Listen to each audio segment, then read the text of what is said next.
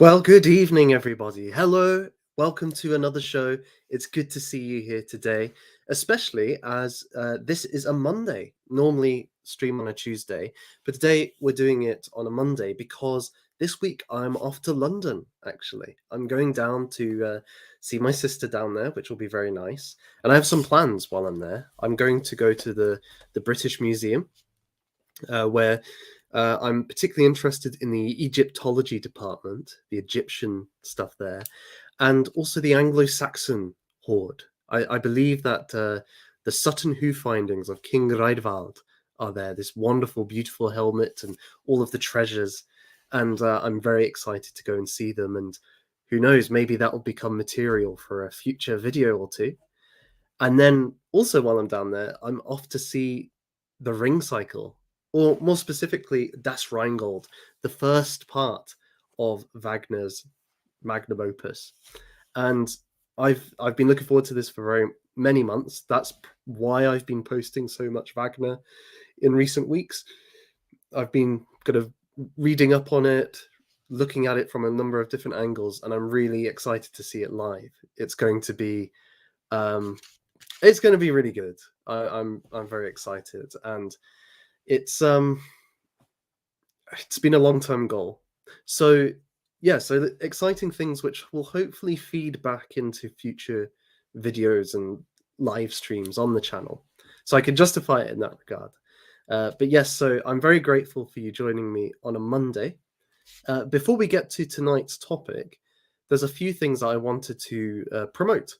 One of them, some of you will have seen not of. It's called the Beowulf Foundation. Now, this is connected to Shieldings. You may have heard of Shieldings, who have run various events like the Witten. It's also associated or partnered with Nomos, which is run by Scrump and Evelyn. And this is kind of an overarching organization which is hoping to bring together different groups to provide greater network opportunities to run various programs, training projects, and so on, so that we can really strengthen and embolden this sphere to do more, to have more reach, to have more impact. As you can see, it's a great opening title page for the Beowulf Foundation. I really like it. Now, if we go to the About page, behavior that's admired is the path to power among people everywhere. Beowulf. Their overview. Well, BF is a volunteer-based organization inspired by the epic hero Beowulf, who we will do some work on in the future for sure, who courageously faced and overcame obstacles to protect his community, such as Grendel and the dragon, of course. We are dedicated to promoting the growth and success of organized minorities through the development of networks, infrastructure, and training programs. So you can see that this is going to be like the next big step for our area in the internet political sphere. This is the next evolution, and it's going to channel so much more. And we talk a lot about elite theory, the importance of organized elites, and having the technical knowledge and the networking ability to be able to overcome other political groups. This is going to be one of the ways in which we are able to bridge that gap from being a group who are enthusiastic, who have various ideas about the world, who are loosely affiliated, into something which has some more um, political gristle, you might say. And so I would encourage everybody to have a look at it. If you can, if you just go to the account page, you can sign up for the monthly email, and you can also sign up to be a member. And in due course, members will get special premium content. I think that's the idea, affiliated with certain influencers. So it's a really great thing, and I would encourage you all just to go and sign up for the email. That would be really good. So that's the first thing I wanted to promote. Second, while we're still getting into things, just a reminder that each month My members get the opportunity to pick a live stream or video topic. I'm kind of inclined actually at the moment towards making more videos. I did a submission to Academic Agents Myth competition, and regardless of how that goes, I really enjoyed making a video again. I think it's the 20-minute video. It used to be the staple of YouTube, and I think there is something about crafting a complete whole um, little monologue, which can allow you to get into an issue in a very concise but imaginative and explorative way. And so for this month, what I'm proposing for my members is the choice to make a choice about my next video. And they'll get to vote. It's either going to be on the myth surrounding Perseus and Andromeda, the Greek myth where Perseus slays Cetus to free the beleaguered princess. I guess it's the first dragon and princess story in the Western canon. Or looking at H.G. Wells' The Time Machine and his comments upon modern society and some of his concerns about modern society. I really loved that book, actually. I read it recently because it was an important influence upon Tolkien's The Lord of the Rings. And when you read Tolkien's essay on fairy stories, he cites the time machine a lot. He refers to it a lot. So I think there's something really interesting there to explore. Certainly that connection. You wouldn't think science fiction would be one of the primary influences upon arguably the most influential fantasy writer of the 20th century. But then we shouldn't be surprised in some ways either. It's a natural connection, but because fantasy deals with a world which is comparable to like medieval or ancient real history, we think therefore that must be the genesis for science fiction. But it's actually the other way around, which is interesting. So yeah, if you would like to contribute in that way, sign up to be a member, and you'll get to have your say on which one I make for this month, or in due course anyway.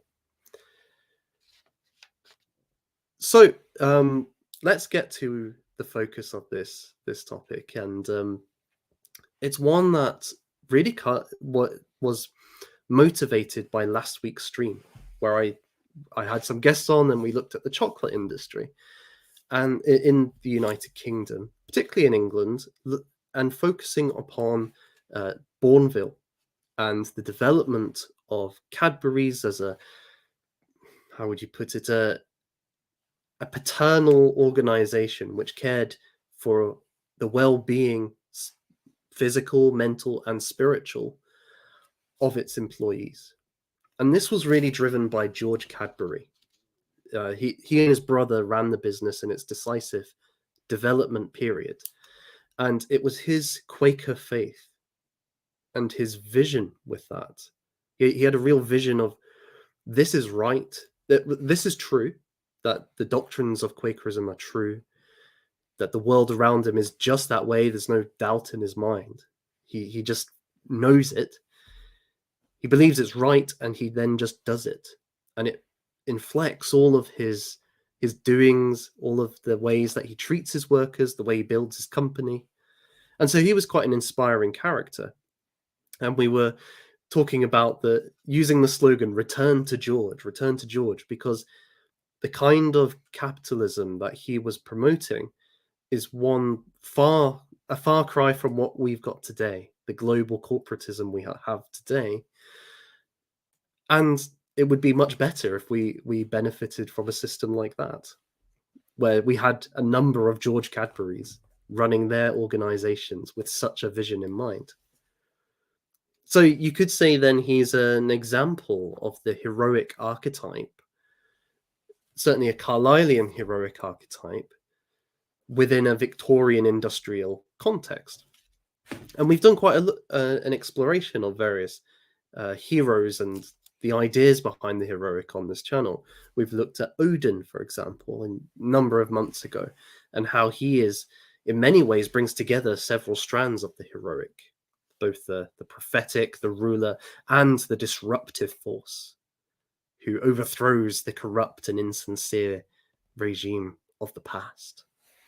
We looked at Max Weber and the charismatic leader, the king or the prophet, both whose character and kind of will determines the rules of a society, the laws of a society. It's their decision making. There's no abstract body of law or precedent which determines it. It's them, that individual. This charismatic figure is too that kind of heroic archetype in reality, in the political situation. And it got me to thinking, well, okay, we've done quite a bit on that. And I'm really inspired by George Cadbury about, well, if what drove him was a sincerity and an absolute conviction in the truth of Quakerism, then what we need, or what we need to start looking to, is becoming people like him, men and women of conviction, who are unshakable in our values and want to see them brought into reality. Indeed, we believe that because of our metaphysics, that reality is such, and thus we must do as such. It's what Carlyle says about the hero, that he's absolutely sincere in what he does. And for him, the hero, what distinguishes the great man from the hero, the great man being absolutely sincere, is that the hero upholds transcendent ideals, the laws of nature, and brings them into being, or conforms society with them in a way that's appropriate to that time and that worldview that's there. But who's the quintessential hero? Who is the greatest in terms of this sort of sincerity?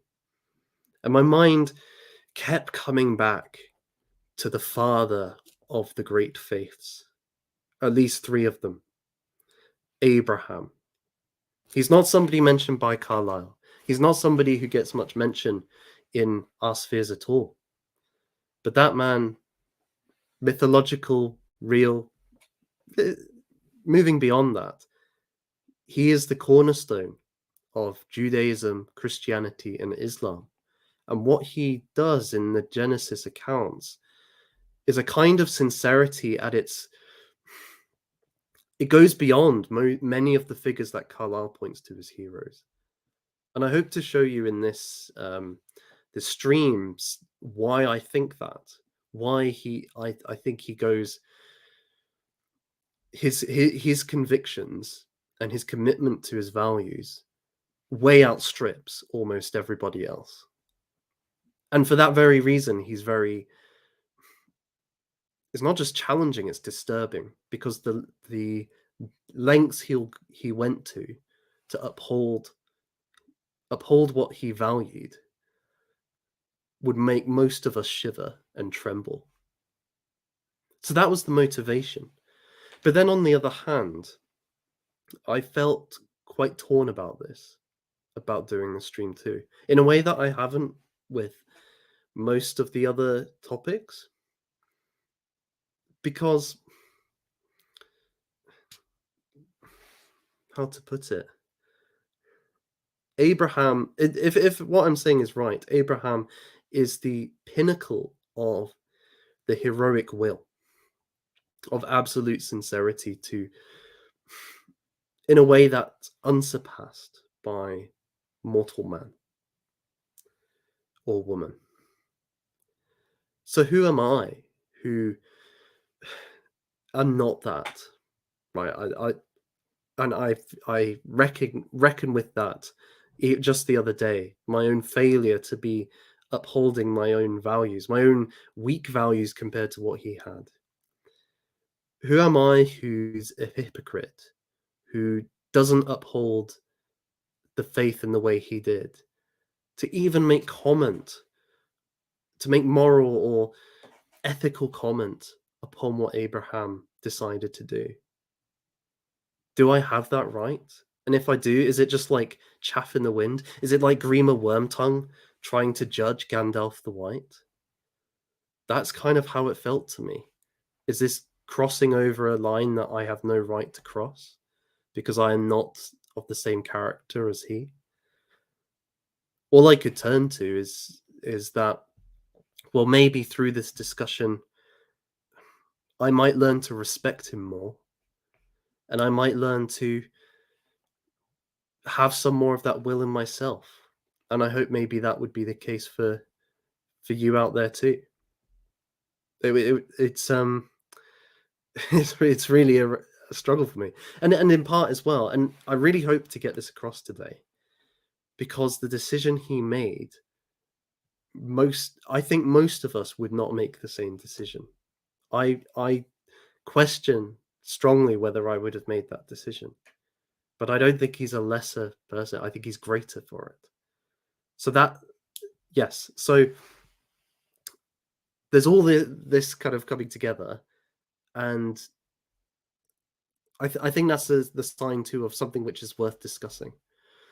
But it could provoke so much angst in me, and suggest that there's something deeper there than just a trite story. Maybe even more than a lot of mythological stories. So I'm going to do something a little bit different today. I'm going to begin with a short prayer. I definitely need it for approaching this topic. Then I shall read the passage that I want to focus on, and then we'll get into the exegesis. So, yes, let me pray. Dear Father, thank you for Abraham. Please give me and the audience wisdom in approaching this text, and may we learn from it to be more courageous, to be more hopeful, and to be more faithful. In Christ's name, amen. So, the passage is Genesis 22. Let's see if I can bring this up on the screen, so you can follow along with me. And this is variously called, it's called different names. Here we've got Abraham Tested. You'll also get it called the Binding of Isaac, or even the Sacrifice of Isaac. Hopefully you can see that. Please tell me if you can't. I'm going to read through it, and then we shall get into the meat and bones. Abraham Test. Oh, and I should say this is the New International Version of the Bible. Sometime later, God tested Abraham. He said to him, Abraham. Here I am, he replied. Then God said, take your son, your only son, whom you love, Isaac, and go to the region of Moriah. Sacrifice him there as a burnt offering on a mountain I will show you. Early the next morning, Abraham got up and loaded his donkey. He took with him 2 of his servants and his son Isaac. When he had cut enough wood for the burnt offering, he set out for the place God had told him about. On the 3rd day, Abraham looked up and saw the place in the distance. He said to his servants, stay here with the donkey, while I and the boy go over there. We will worship, and then we will come back to you. Abraham took the wood for the burnt offering and placed it on his son Isaac, and he himself carried the fire and the knife. As the 2 of them went on together, Isaac spoke up and said to his father Abraham, Father? Yes, my son, Abraham replied. The fire and the wood are here, Isaac said, but where is the lamb for the burnt offering? Abraham answered, God himself will provide the lamb for the burnt offering, my son. And the 2 of them went on together. When they reached the place God had told him about, Abraham built an altar there and arranged the wood on it. He bound his son Isaac and laid him on the altar, on top of the wood. Then he reached out his hand and took the knife to slay his son. But the angel of the Lord called out to him from heaven, Abraham, Abraham! "Here I am," he replied. "Do not lay a hand on the boy," he said. "Do not do anything to him. Now I know that you fear God, because you have not withheld from me your son, your only son." Abraham looked up, and there in a thicket he saw a ram, caught by its horns. He went over and took the ram and sacrificed it as a burnt offering instead of his son. So Abraham called that place, "The Lord will provide." And to this day it is said, "On the mountain of the Lord it will be provided." The angel of the Lord called to Abraham from heaven a second time and said, "I swear by myself, declares the Lord, that because you have done this and have not withheld your son, your only son, I will surely bless you and make your descendants as numerous as the stars in the sky and as the sand on the seashore. Your descendants will take possession of the cities of their enemies, and through your offspring, all nations on earth will be blessed, because you have obeyed me." Then Abraham returned to his servants, and they set off together for Beersheba. And Abraham stayed in Beersheba. So I think the first place to begin is with the nature of what compels Abraham to nearly sacrifice his son Isaac, which is indicated by the opening lines here. God tested Abraham. God said to him, "Abraham, take your son, your only son whom you love, and go to the region of Moriah, sacrifice him there as a burnt offering on a mountain I will show you." So this is a direct instruction from Yahweh, the Lord God who created heaven and earth, to Abraham. And it's not just like Abraham had a feeling or Abraham had a kind of dream or something which we might question whether it's Abraham or a a delusion he might be having or something open to suspicion. The text seems to indicate that God in some way spoke directly to Abraham, commanding him to do this thing. And in this regard, I think this is a really important point that often gets missed over when we analyze mythological texts or religious texts, especially in the modern age.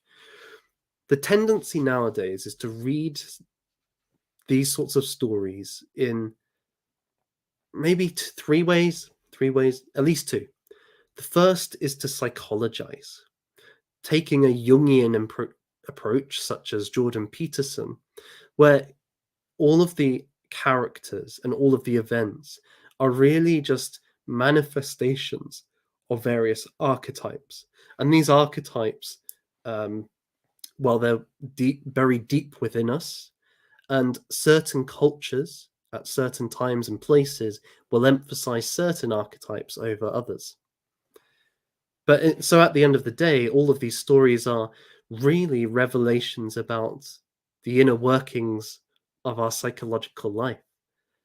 And many of them tell us how we can have a more fully integrated and healthy psychology, how we can embrace the spirit, as it were, and lead more fulfilled lives.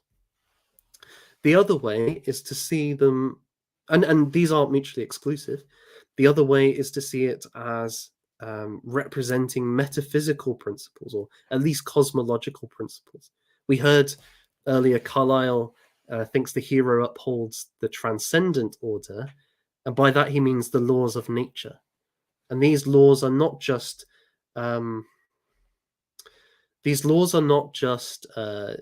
of physical laws of gravity or entropy or so on. These are also moral laws, right? And so, and I've seen other thinkers. There was a guy I was watching the other day. Let me see if I could find his name, because that would be a bit better. he was talking about ancient Egypt. And in his view, the architecture, the hieroglyphics, the music, and the mythology, they are all in their various ways manifesting the certain metaphysical and cosmological principles which govern reality. And so when you look at the mythology, it's not that we shouldn't take the myths as telling us real stories, right? In the sense that Osiris and Isis are actual agents and engaged in these exact events, but rather these are personifications of how metaphysical principles interact with one another. I think that's the way he would put it. John Anthony West. And I don't think these are terrible suggestions. I think we can actually learn a lot from Jungian psychology or um, from seeing these myths as representing or reflecting something of the natural order. I think, though, there's we might say there's two issues with this. The first is that neither of them really takes the stories on their own level. So we can read the story of Abraham and see the meaning in it without having to see it as an allegory for something else. It has its own integrity and dignity, and we can learn from it just as a human story or a narrative. On the other hand, when you have this sort of view of these myths and thus of reality, I think it lessens the demand. Let me put it like this: if I think it's a general rule, we could call it a law of nature in a way, that if you run headfirst into a wall, a brick wall, it's really going to hurt. That's a law of nature. If you run into a wall, you're going to get hurt. This, though, isn't. This is just what is the case. It doesn't force you, it doesn't demand that you don't do it. Yeah, it's going to hurt and it's not good for your well being, but there's no obligation for you not to run into the brick wall. And in a sense, I think this is what you might see with the psychologization idea. Because, okay, it's better for me if I have a more integrated persona. It's better for me if I go on the hero's journey. It might be even better for the world. But these are pragmatic arguments.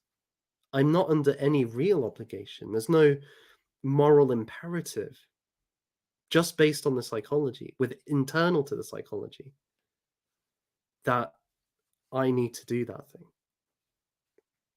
That's just a matter. That's just up to me whether I do it. It's a value neutral praxology, as somebody like Red Hawk might say of the manosphere red pill stuff, right? You could say the same thing about psychology, and same with the metaphysical principles. I can be in accordance with the laws of nature. I can choose to do the moral thing. And if I don't do the moral thing, things will go ill for me. They'll go ill for society. But there's no demand upon me to do the right thing. It's more just like that's a description of what will take place. It's not prescriptive. Whereas I think when you get to the idea here, God tested Abraham. Does a moral law test you in a direct way? Sure, you might wrestle with it if you want to follow it and you're struggling because there's a temptation to do the opposite. We could say it in that sense. But I don't really think it, like, that's self-imposed. You've chosen to allow that to be the case. Here it's much more an external force is demanding that you do what it says. Do you do it? And for that, I think agency and personality are required.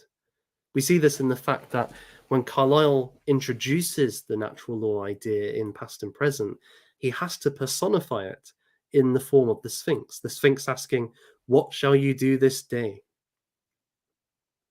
But he doesn't believe in the Sphinx, really.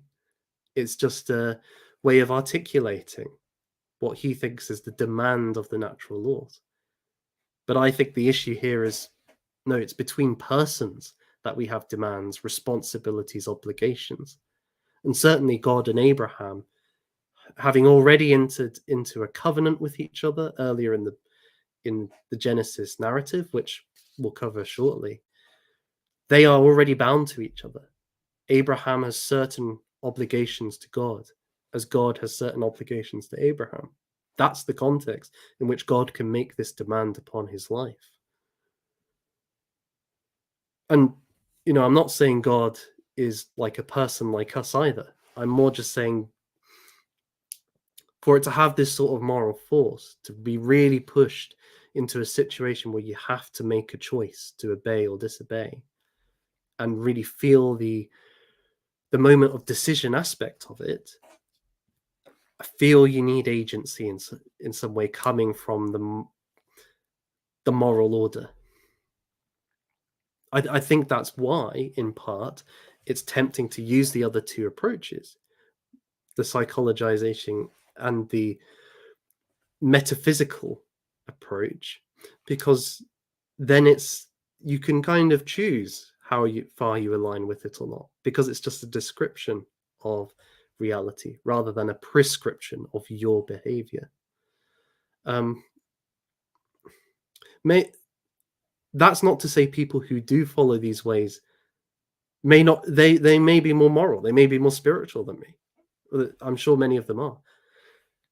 I think the point is though there needs to be some kind of agency involved at the same time, beyond the self,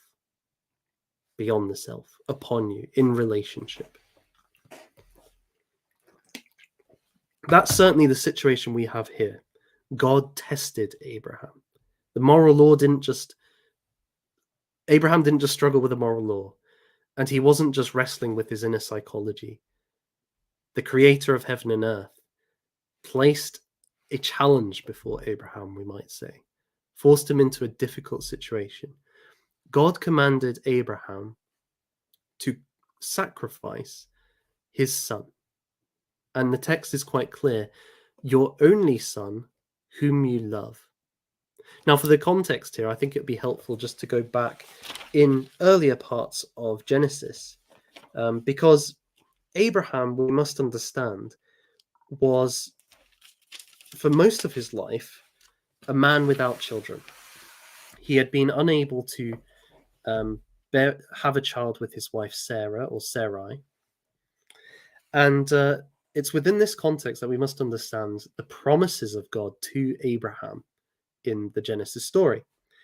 In chapter 15, God, the Lord, sent a word to Abraham. His name was Abraham at this point, in a vision. Do not be afraid, Abraham. I am your shield, your very great reward. But Abraham said, Sovereign Lord, what can you give me, since I remain childless, and the one who will inherit my estate is Eliezer of Damascus? And Abraham said, You have given me no children, so a servant in my household will be my heir. So let's just pause there for a second. We can already see that for Abraham, having an heir is really important. It's the thing which dominates his thought, because God addresses him. God enters into conversation with Abraham. And the first thing that he says is, I don't have any children. How can you bless me?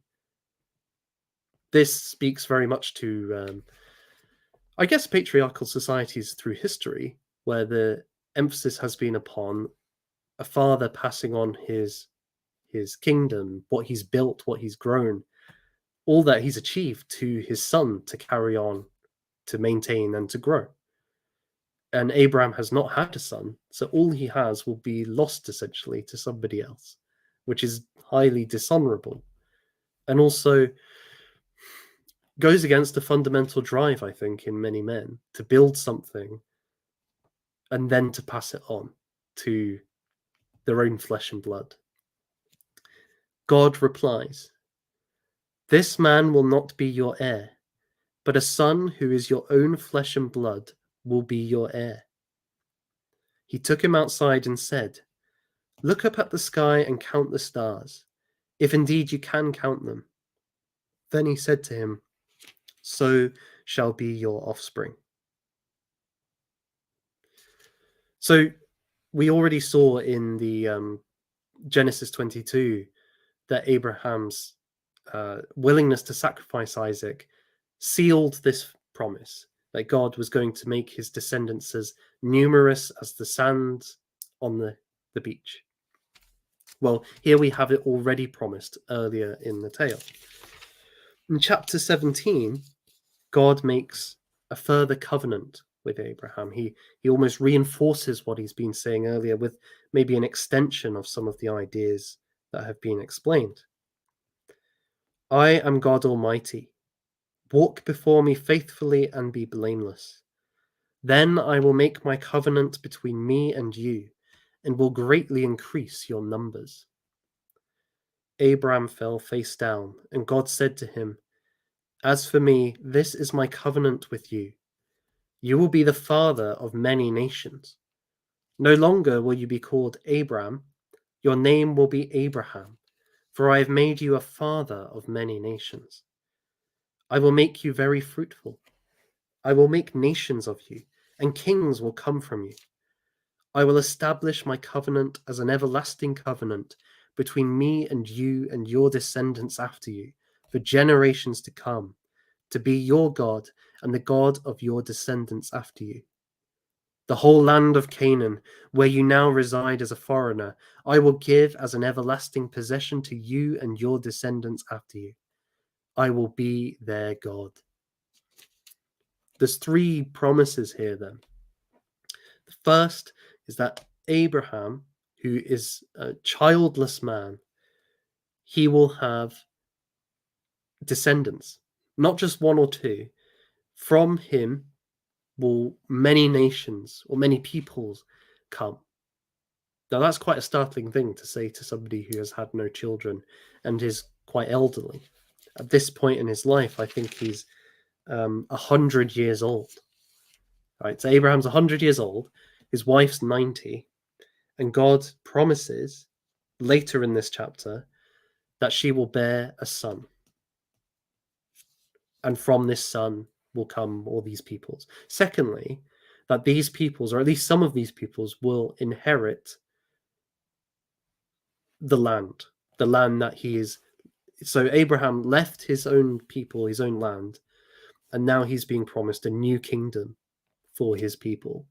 And thirdly, that Abraham and his descendants will have a special relationship to God, a covenant with God, that he will be a God to them and they will be his people. This has had lots of exploration over the years, but I think at the heart of it is God's made a promise to essentially show favor to this people, to provide for them, to protect for them, to fulfill his promises to them. And in turn, they will revere, honor, and obey the Lord and have no other gods. That's where part of the charges or fear of idolatry comes from, is that there's this special relationship with God, that he is the God of this people and they will have no other gods but him. So three promises there. And then finally in chapter 21, Isaac is born. So Sarah has her child, and as God had promised. And so this promise is fulfilled. Abraham's covenant with the Lord is fulfilled.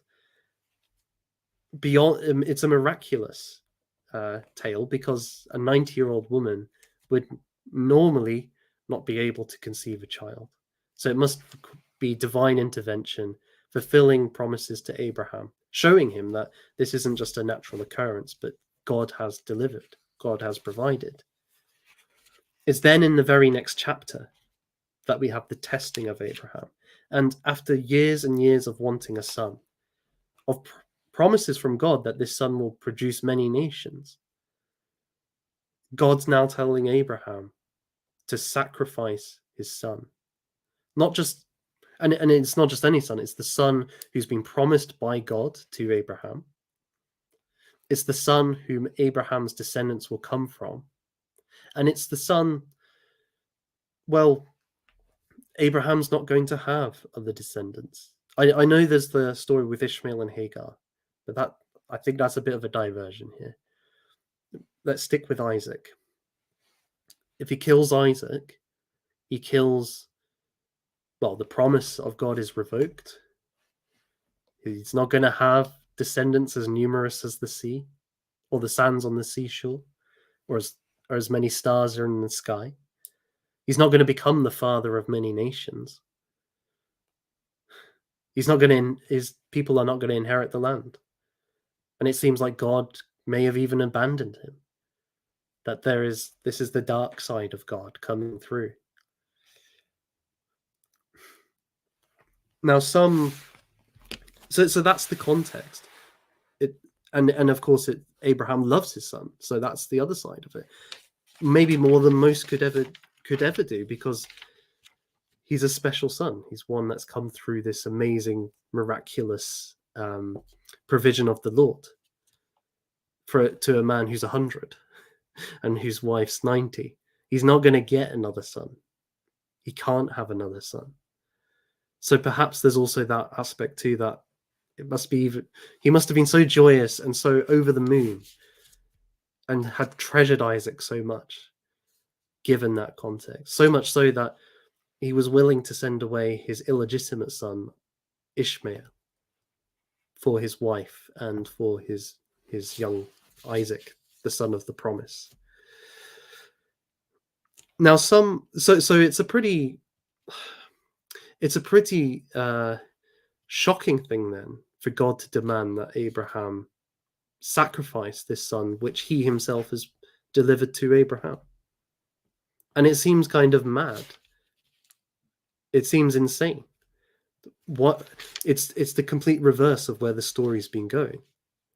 We would think Isaac grows up, becomes the leader of, or takes over from Abraham and becomes the leader of a new family and a new nation inheriting the land. That's the natural direction of the story.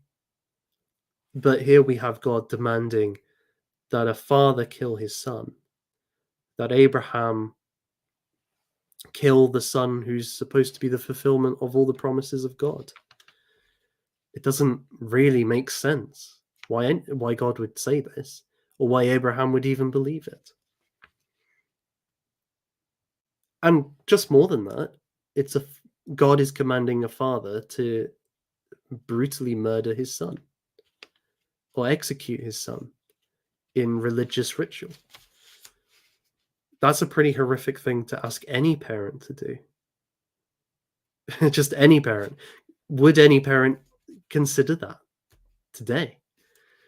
It's an awful thing. Your own flesh and blood. And then for Abraham, whose whole life is stacked in having this son, whose whole fulfillment of all he's been doing comes through his son inheriting it, the miraculous child, for him to kill his son, it doesn't bear thinking about. Now, some scholars, there is a certain tradition, I think it's reasonably strong within the Jewish interpretations of this story, though there are many. There's not a definitive Jewish interpretation. And it's certainly one that I've seen many biblical scholars make, is that this story is not really about Abraham sacrificing Isaac. What it's really about is towards the ending, where we see that as Abraham's about to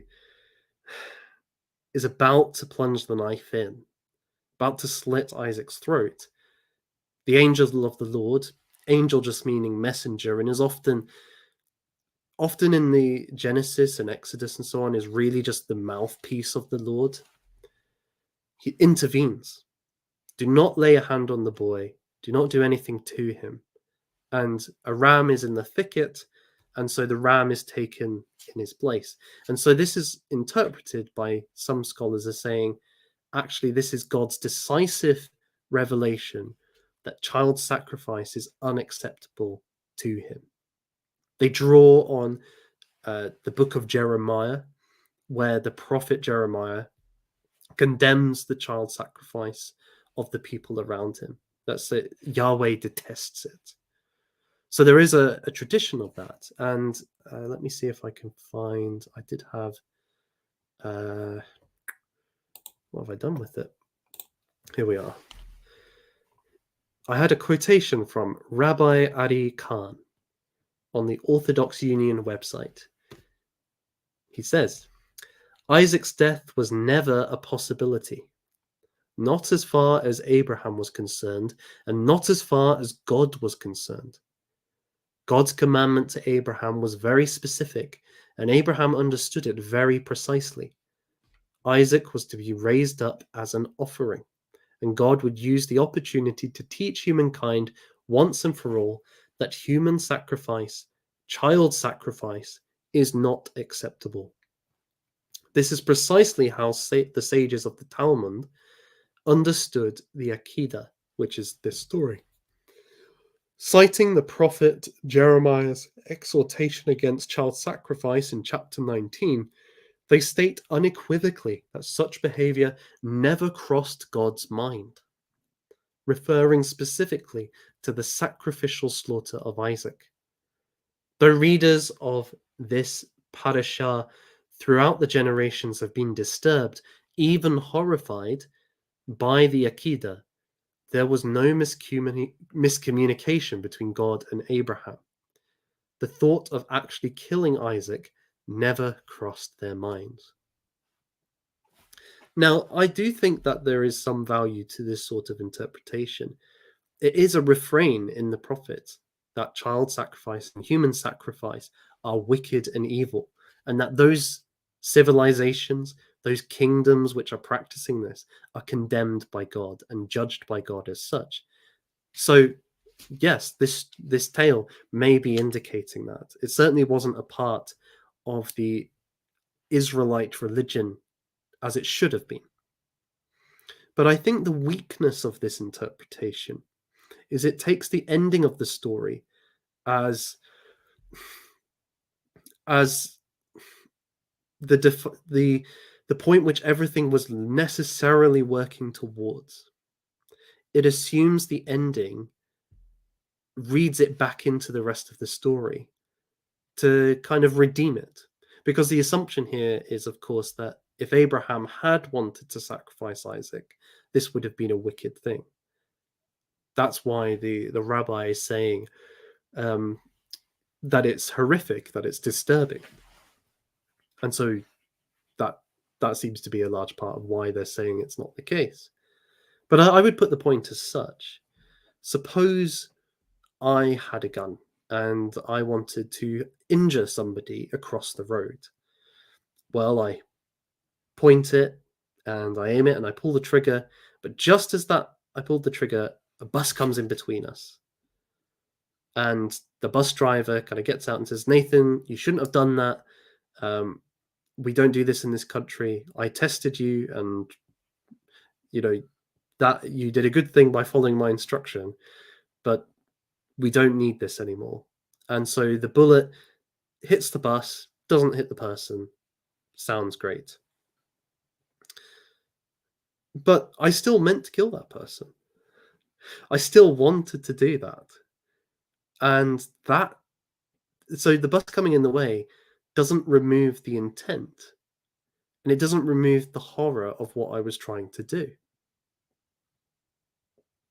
You can be charged with attempted murder even if you're unsuccessful in the act. And I think it's the same idea here with Abraham. Sure, God intervenes at the end and says, no, don't do this. And that might be seen as a lesson about human sacrifice. But God seems to, well, firstly, if we go back to the text, I think it's pretty clear. Sacrifice him there as a burnt offering on a mountain I will show you. It's not just an offering of Isaac. A burnt offering is, you slay you in the temple, the ancient temple. The Jews would slay an animal and then set it on fire as a burnt offering. So it implies death. It implies killing the object. And here it is Isaac. Sacrifice him, Isaac. Now, I don't know the Hebrew, right? So I'm sure if you had a Hebrew scholar, they'd be able to go into more detail whether this is the exact right reading. But let's just take another. Let's take another. Like the ESV is usually quite good, right? So we'll see what that says. Take your son, whom you love, and go to the land. Offer him there as a burnt offering on one of the mountains, of which I shall tell you. So again, he's to be a burnt offering. Or the 1599 Geneva Bible. Let's go. This is one of my favorites. Offer him there for a burnt offering upon one of the mountains. So I think there's a consistent theme here of he's supposed to slay his son here. It's not just offering Isaac, and he almost completes the act. He takes the knife and he's about to slay him. I think the text he reached out his hand and took the knife to slay his son. So Abraham's action, contra what's being said here, is to contra what the rabbi said, I should say, is to kill his son Isaac. That's what he's going to do. So you can't expatiate the act. You can't say, oh, well, it was all okay because it ended up that Isaac wasn't killed. If God hadn't intervened, Abraham kills his son in this situation. And so to kind of explain it away as, oh, this is not about child sacrifice, that it's saying God doesn't accept that, well, we still need to deal with the horrific issue, which is Abraham was going to kill his son until God intervened. That's the key.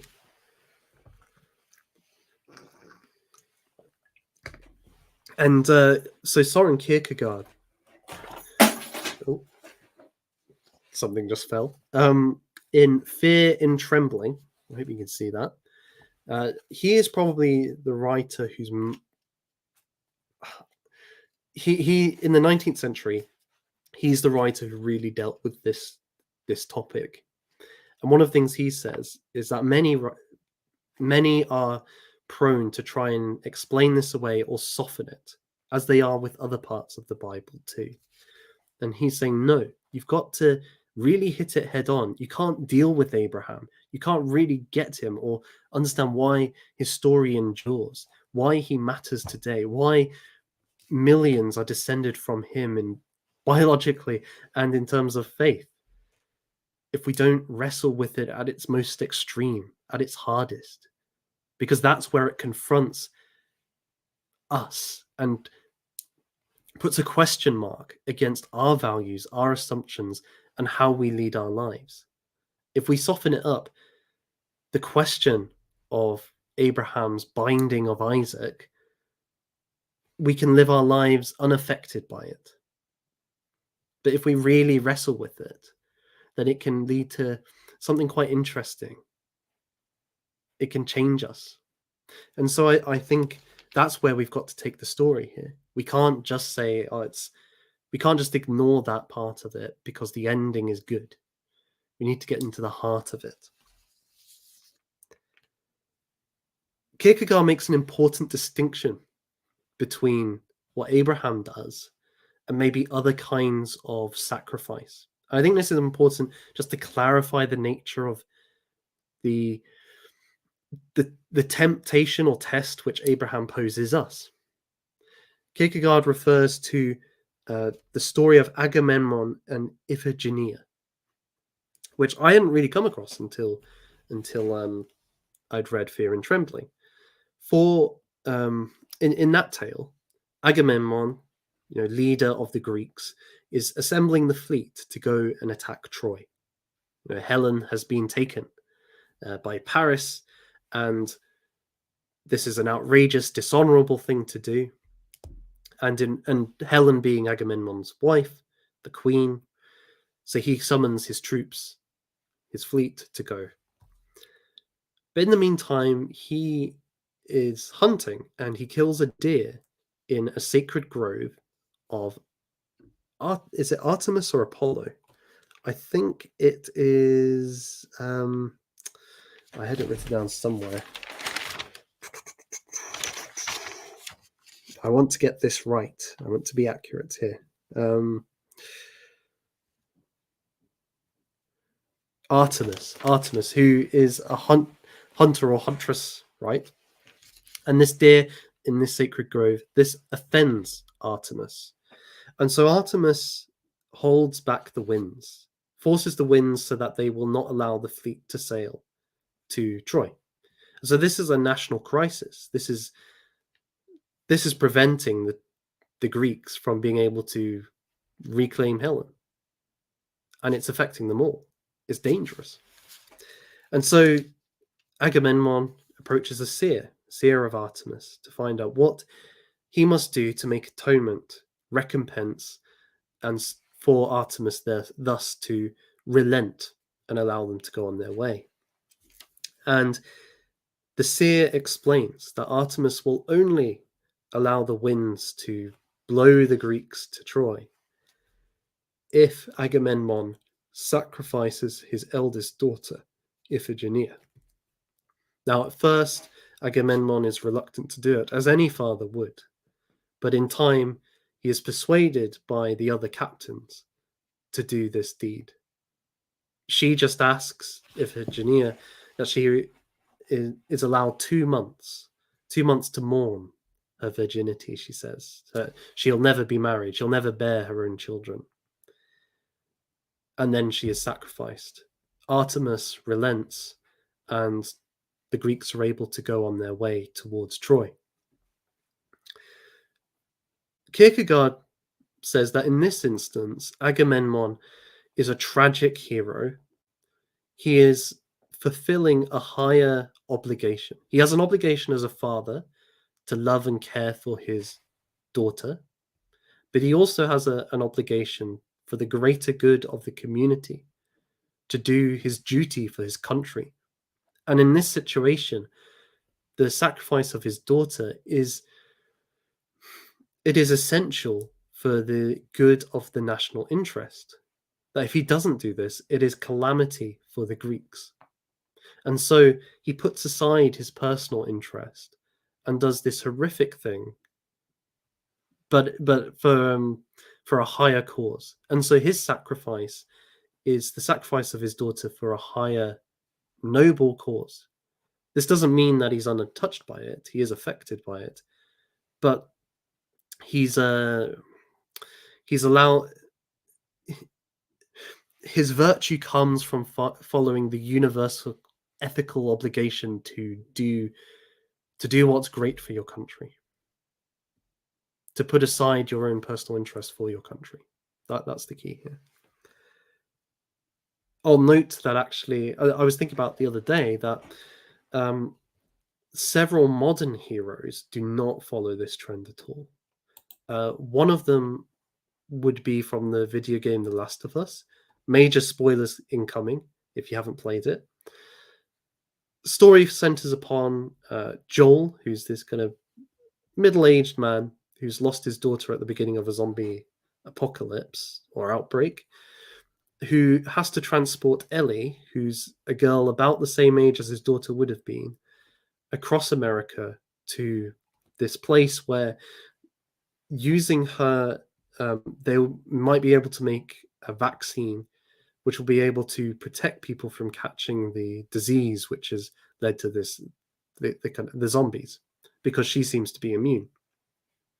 So over the course of the game, they become quite close. They do adopt a father-daughter relationship, as it were. And when they arrive at the hospital, Joel realizes that the only way they're going to be able to do this is to kill Ellie, that she will die in operation. But through this, they may be able to make this vaccine. Well, he's overcome with love, and he basically wipes out a lot of them and saves Ellie. And that's the end of the game. Another example would be from Ant-Man and the Wasp: Quantum Mania. I think that's its name. It's the most recent one. I saw it a day or so ago. I was hanging out with a friend and we were looking for something to do. There wasn't loads of great things on at the cinema, but that seemed better than most. In the story, the Ant-Man, Scott Lang, and his family are kind of sucked into the quantum realm, as it were, and they are taken hostage by Kang the Conqueror, he's a kind of he's like Superman, but evil. Let's just put it that way. And he plans to use Scott to get out of the quantum realm back into the universe. And if he's able to do that, well, it's implied that he's going to go and destroy worlds and conquer worlds and so on. He's going to be devastating. And Scott doesn't necessarily know all of this, but he knows enough that he's dangerous. And so he kidnaps Scott and his daughter. And at first, he kind of tries to push Scott into doing what he wants, Ant-Man into doing what he wants, in helping him get back to the universe. And Scott refuses, even under torture. But then Kang starts torturing his daughter. And Ant-Man almost immediately says, yes, I'll do what you want. He doesn't want to see his daughter die. Which is, that's fair enough, right? Father shouldn't want to see that. But I'm just drawing the contrast between Ant-Man, who would allow the destruction of the universe, or the ravaging of worlds, of millions, billions, trillions of civilizations, just for his daughter to live, while Agamemnon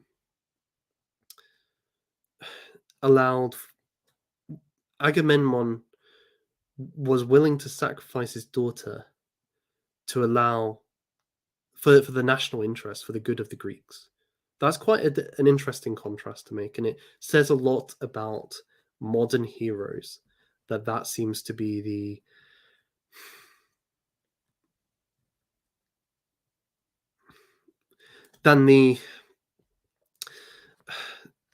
yes, you know what I'm trying to say.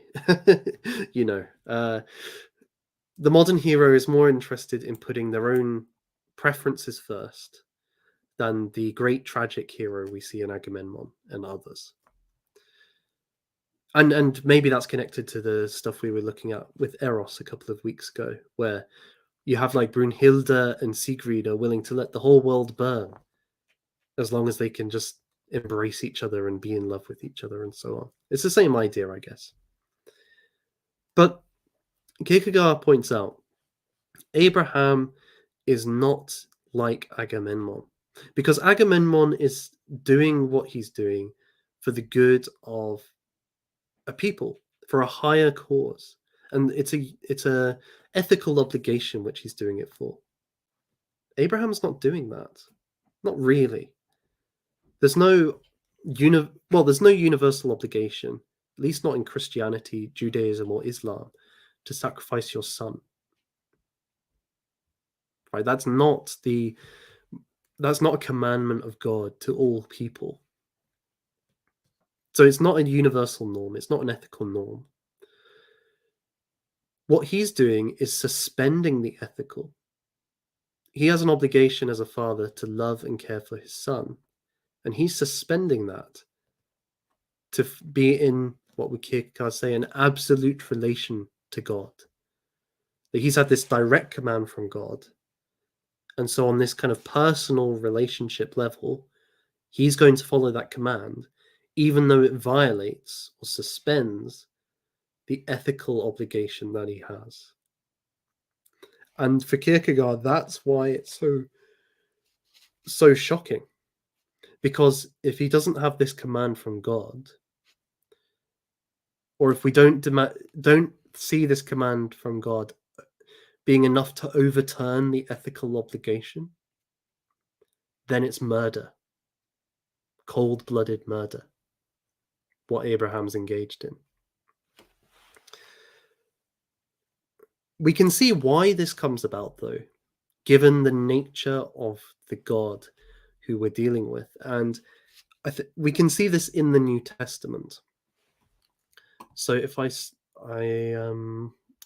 have brought that up. Give me a second.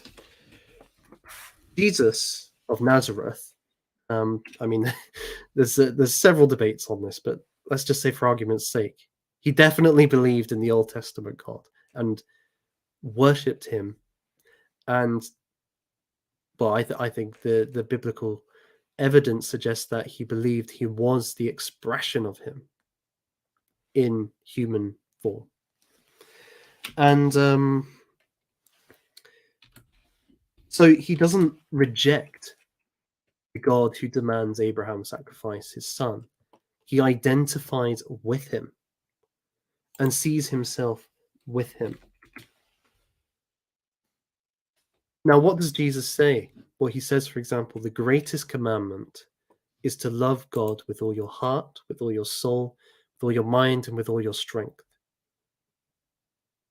It's this absolute relationship that that Kierkegaard was describing, that everything you are has to be devoted to serving and following God. Nothing else can have a higher precedent than God. You can love nothing else more than God, might be another way of putting it. It's got to be your ultimate treasure. And he kind of explains the severity of this idea in a passage in Luke chapter 14. Let's see, get it up. The cost of being a disciple.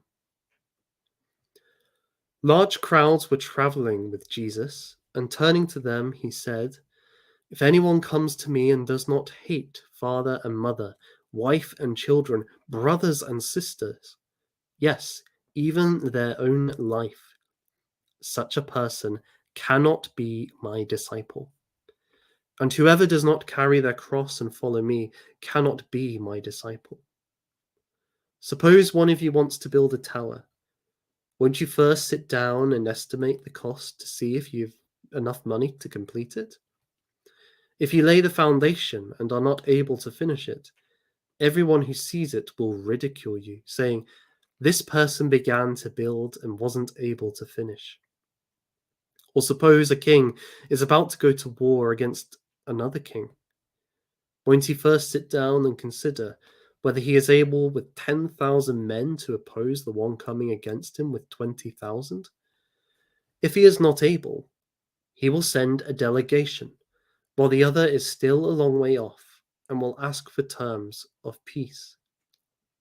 In the same way, those of you who do not give up everything you have cannot be my disciples." Let's repeat that last line.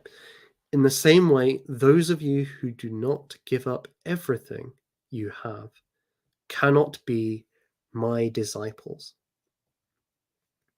You can see then that this is a radical commandment, that it's not just that you can, in the religious part of your life, you will honor God.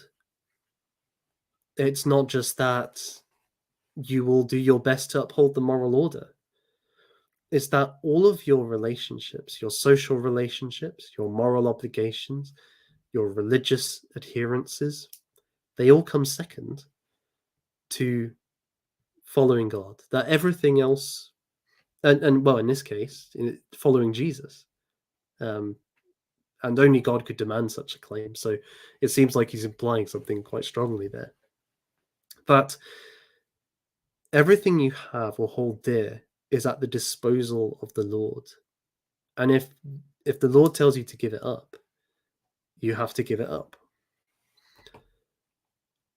This is the context in which we can understand does not hate father and mother, wife and children. People again try to soften this. I think there's definitely something to be said, because one of the commandments, 10 Commandments, that Jesus upheld and taught himself was honor your father and mother. So he's not saying, go and hate everybody. Indeed, he says, love your neighbor as yourself. Love love your enemies. What he's saying here, as I understand it, is that if you have a choice between following me and an obligation to your relative or love for your relative, if there's a conflict, you should you should be as if you hate your relative in terms of following me. That's what he's saying. So it's quite a radical doctrine. It's quite a disruptive thing because it can mean that if you sincerely follow Christ, that you have to uproot from all of your natural kin, family, societal relationships. But that's the sort of demand he's laying on here. And so it does become a kind of it can become a kind of hatred in that regard. People are often quick, for example, to soften when Christ says, if your eye is causing you to stumble, pluck it out. It's better to go into heaven with one eye than into hell with both. People are often saying, "Oh, well, you can't possibly mean that."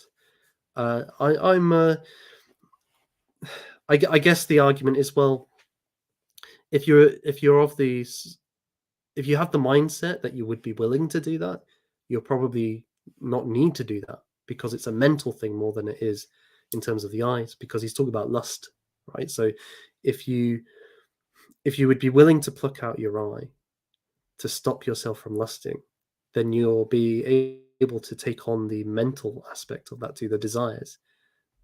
But if you're not somebody who's willing to do that, then that's where the problem lies. So, Jay makes a very good point here. So, don't some people claim that the Ten Commandments are listed in order of importance, or just the first two? In this case, the first two would supersede the commandment to love father and mother. Well, yes, but the commandments that Jesus was laying out of love God and love your neighbor, these he takes to be the summary of the whole law. That's what he's describing. So those aren't the first two of the Ten Commandments. But yes, you're right that if they were to come into conflict, then you should hate your father and mother. As it, that's the sort of you shouldn't compromise loving God with everything you have. So I think that's the thrust here. And so when we understand that everything else is subordinate to that and can be treated as something to hate if it comes into conflict with loving God, we then are able to see the driving force of Abraham's sacrifice of Isaac. That God is demanding the same relationship from Abraham as Christ demands from his followers.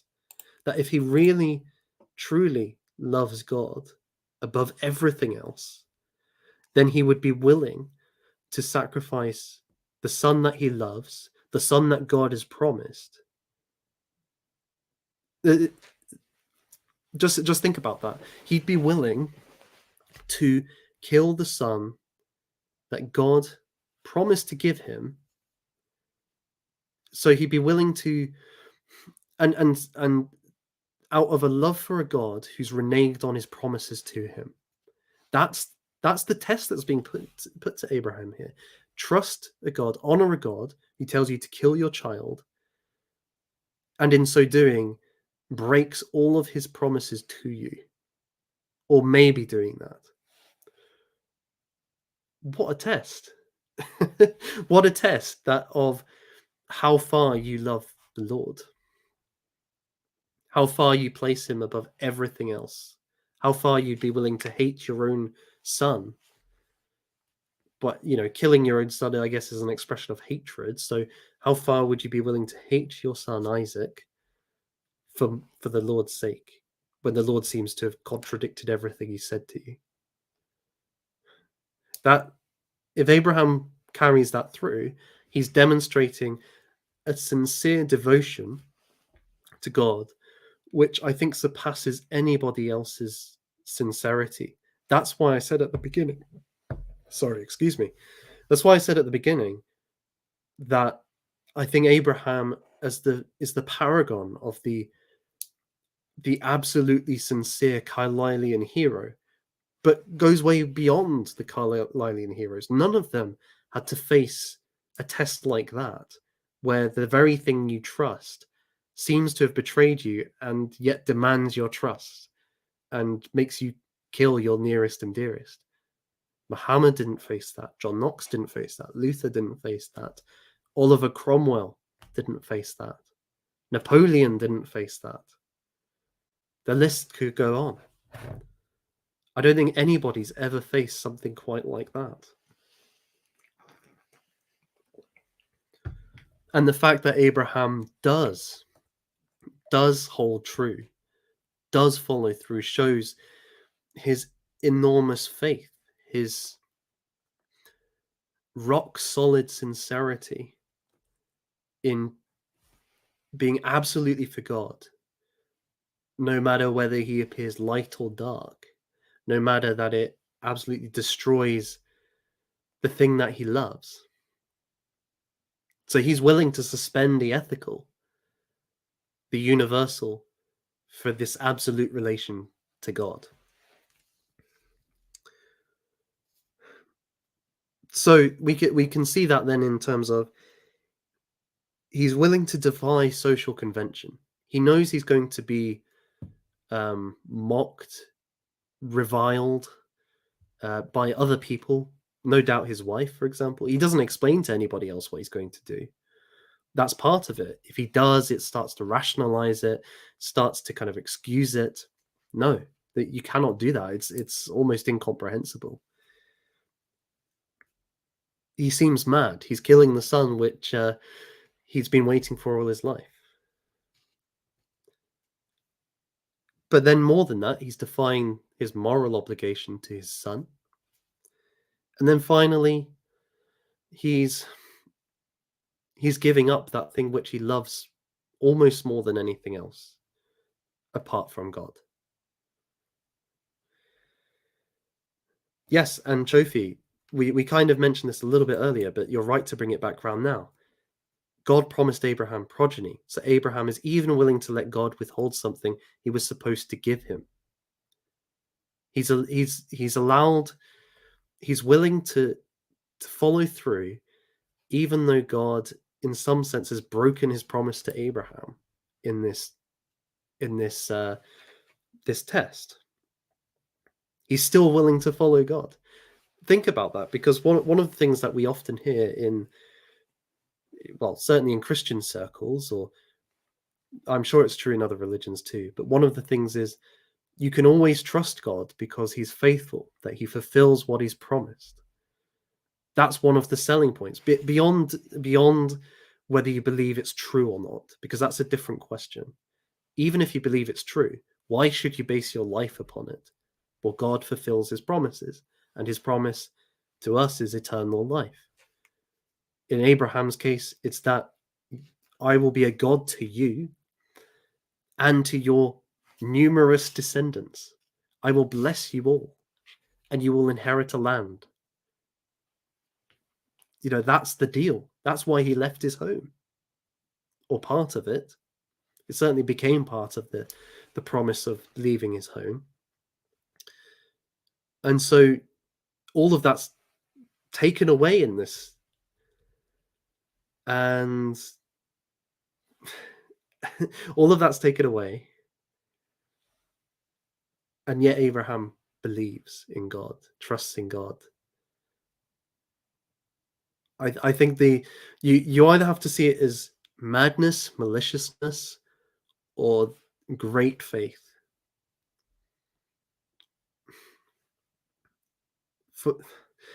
That's partly why at the beginning of this stream I was questioning, who am I to comment on this? Because from a Christian point of view, and the Bible talks of Abraham in this way, he's a great hero. He's the father of faith. And yet we are and yet what he does, I don't think in my present state I I could have made that decision. And it's easy to say you would, we all talk.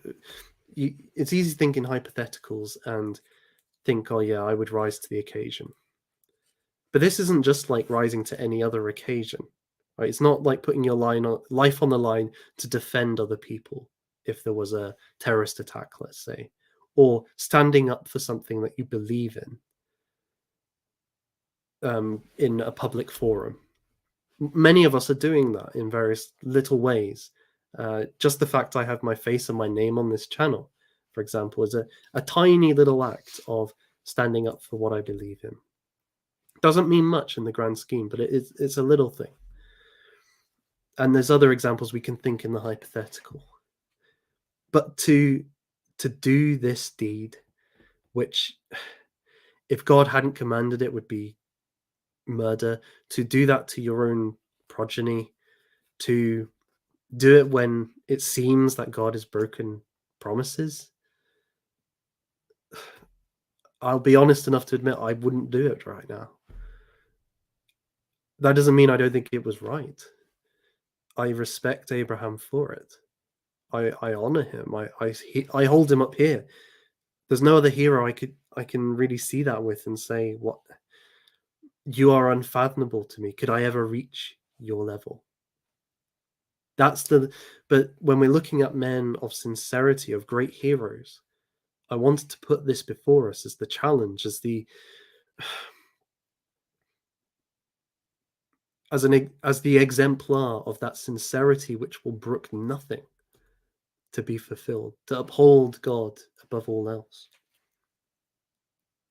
As some have mentioned in the chat, though, there is an important point here. Wiggles and Jay have kind of alluded to this. Before I get to it, I do want to say, though, that it's important that it's Isaac, because it's through Isaac which God has promised to give Abraham his descendants. He is the child of promise. So even if he gives Abraham another son, he's broken his promise that through Isaac, his descendants will inherit the earth and bless the many nations. But let's look at the book of Hebrews, which is a book in the New Testament, so written after the life, death, and resurrection of Jesus Christ. And so all of its interpretation of the Old Testament is taken through the lens of what Christ has done. That's important when understanding the New Testament in relation to the Old, that although it engages with the Old Testament, it's doing so in light of what it takes to be the decisive change or the decisive revelation of God and what God has done in the world. And so everything finds its fulfillment and new meaning in Jesus Christ. That's taken place in the Old Testament. That's not to say, though, it does away with the actual meaning of the Old Testament. We can see that in the book of Hebrews, chapter 11.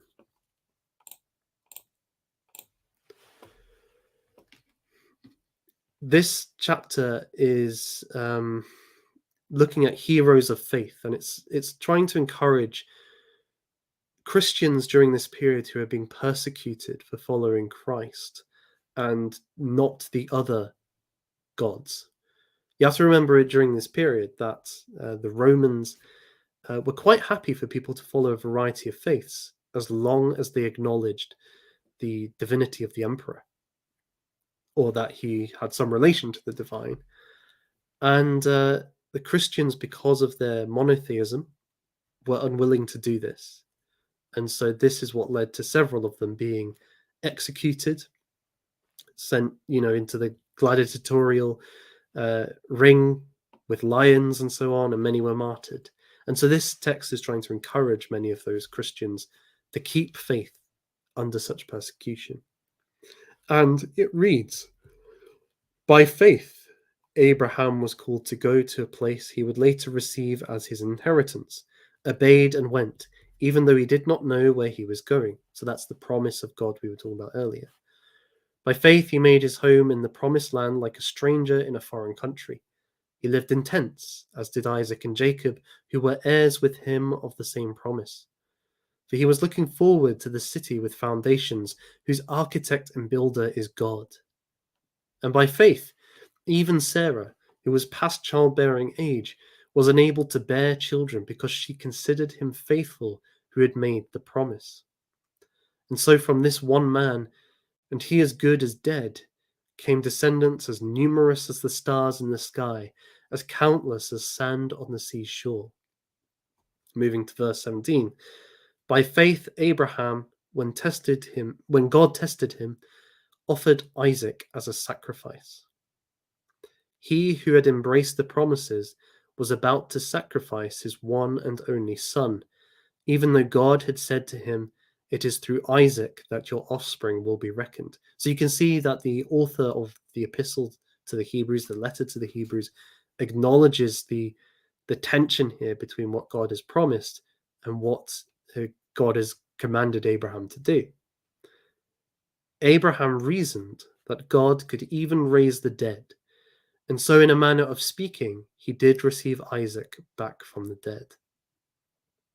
Now, of course, this isn't in the original text, but what the author of the Hebrews is inferring, you might say, is that given this quandary of, okay, God has promised this one thing, but God has commanded this other thing, which seems in competition, which seems to contradict each other, there must be a way through here because God doesn't renege on his promises. And so he infers that Abraham himself inferred that God could raise the dead. That is, he could raise Isaac from the dead even once he'd been sacrificed. And so this is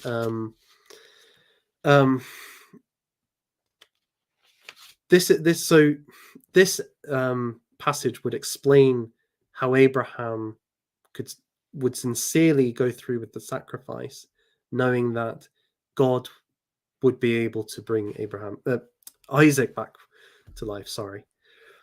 And of course, the author here can say that because he himself has seen the resurrection come to be in Jesus Christ. God raises Christ from the dead. The Son of God is raised to life by the Holy Spirit. And so we see then that having already seen the first fruits of the resurrection, because in the Jewish worldview of the time, the first century Jews, most of them, barring the Sadducees, believed that at the last judgment, at the end of times, all would be raised back to life again. So Jesus' resurrection is the first of that. It is the beginning of the end time, as it were, the new age coming into being in his resurrection. So believing that's the case, that resurrection is possible, that it has happened, well, the author of the Hebrews and the Christians who he's writing to, they believe in resurrection. So they know that this is a possibility. This isn't just a possibility, it's a reality. And so then they might be able to more clearly see that that's what Abraham could infer. They know that this can happen. So they can reason that way. Whereas maybe a pre-resurrection exegete might not make that connection at all. So I think that's one thing to consider. But nonetheless, I don't think this takes away from the paradox, because it takes great faith on Abraham's part in the character of God. He's willing to do the sacrifice on the grounds that he believes that even though there's this tension, and he believes that Isaac was the promised child and he's to kill him, he will receive him back because God is faithful and will fulfill his promises, even though this would be a greater miracle than the conception of Isaac itself. That there hasn't been a resurrection. So it's purely on trust and faith. And while it all seems contradictory, the sincerity of the man is amazing. He's like a rock. in his faith. I find that astounding. I find it challenging.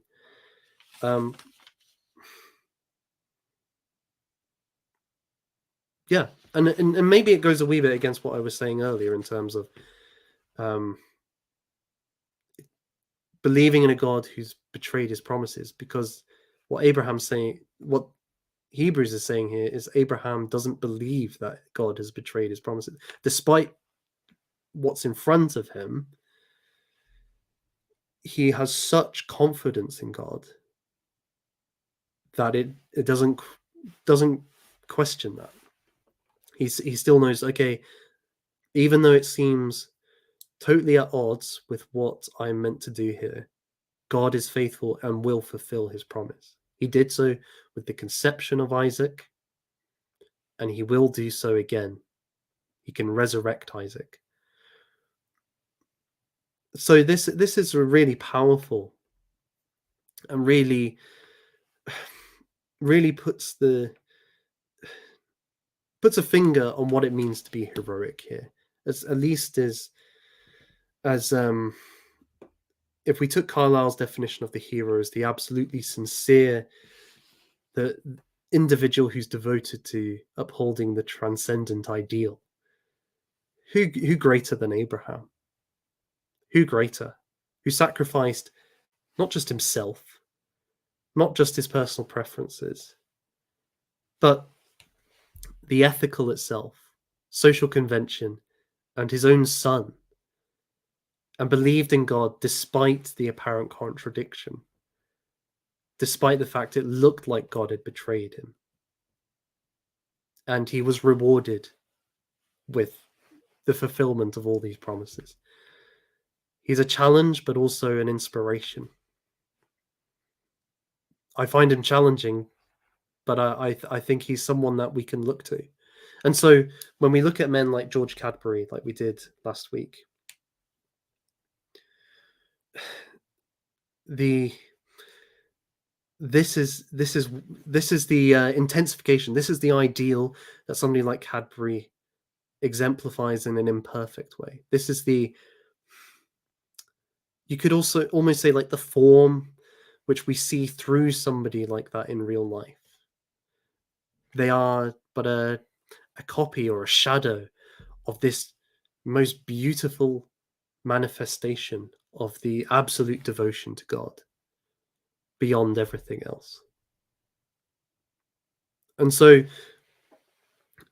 I really hope that for myself and for you watching and listening, that this sort of story isn't something that puts you off, but actually makes you think, okay, I might not be like that now.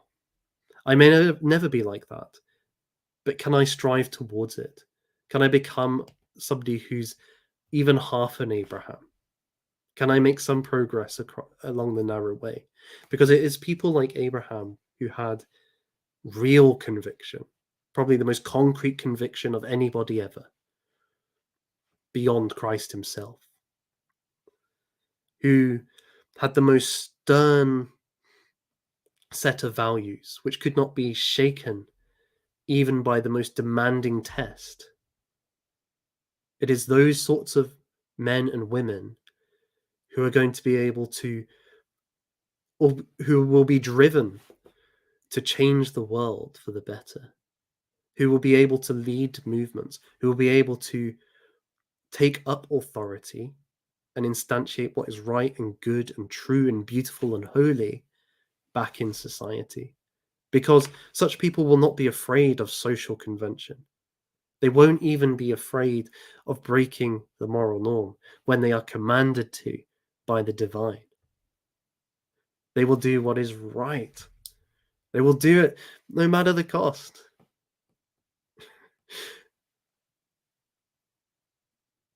We need grace for it, of course. We need grace for it. And of course, the story of Abraham makes no sense. If there is no God, then there is no grace. So we can hope in that. We can hope in that. And that is something further than the psychoanalysis reading or the cosmological metaphysical principle reading It's something further offered. The demand is placed on us in a way that neither of those two force, but the reward and the help is also so much greater. So that is my small attempt to deal with this very short story. It's not long. It's not a great epic, but the thing it deals with is so intense and so rich and powerful. I keep using that word. It doesn't do justice to it. It's so awe inspiring in both in its magnificence and its horror, that it really gets to the heart of human life, of what's important, in a way that I don't think many stories have ever and will ever do. I give a few moments for people to leave any comments or questions in the chat, if there are any. Please do like, comment, and subscribe, and if you can, maybe send a super chat. YouTube has this thing where if you don't engage with a video at all, then you'll stop being recommended videos from that channel. It seems to think that you don't want to see that because you've not engaged with it. So if you want more content like this and you want to see my channel or more videos on the channel, then please do one of those things. It's greatly appreciated. But also I want to hear what you guys think. Have I got this wrong? Have I misunderstood the story here? Is there things that you feel I've missed out? Because we've got a wee bit of time. While we're waiting, I should say as well that for those who've joined us a wee bit later, I'm streaming today because this week I'm away. I'm away tomorrow to London. I'm going to go down to the British Museum, going to see the Saxon and the Egyptian exhibits in particular, but there's plenty there. I'm going to spend a fair few hours, so we'll be able to see so many wonderful parts of our history and culture, and it's going to be great. And then I'm going to see the Das Rheingold on Wednesday evening. I'm very excited. It's I've not seen it live, so I think it's going to be another level listening to Wagner in the opera house rather than just on a YouTube. As good as YouTube is, it'll be better in the moment. But there should be a stream again next week. For members, there will be a vote very soon on which video I should produce in the future. I'm trying to make more 20-minute videos or so. It could be a stream though, not decided yet. Either on Perseus and Andromeda, the original Dragon and the Princess story, or that the H.G. Wells' The Time Machine, which was a big influence on J.R.R. Tolkien. So yes, that will be up soon. So if you want to say on that sort of thing or any future videos, that's the place to be. And it does help quite a bit. Helps me pay for some of the reading that I do for these streams. So it feeds background. It feeds background. Anyhow, let's see what people are saying in the chat. We'll start a wee bit towards the end because we've been engaging throughout. And I should say thank you to everybody who's been watching and also to those who have been commenting. It is very much appreciated. And I think there's been a good discussion in the live chat. Yes, Trophy, you make a very good point that this passage in Hebrews is putting faith as evidence of things that appear not. And of course, In this case, with Abraham, we've got on the one hand, he doesn't know, like he's not seen a resurrection, so he doesn't know that for sure. It's faith that it in something which hasn't happened yet. But he has reason to trust in it because of God's character and his fulfillment of promises in the past.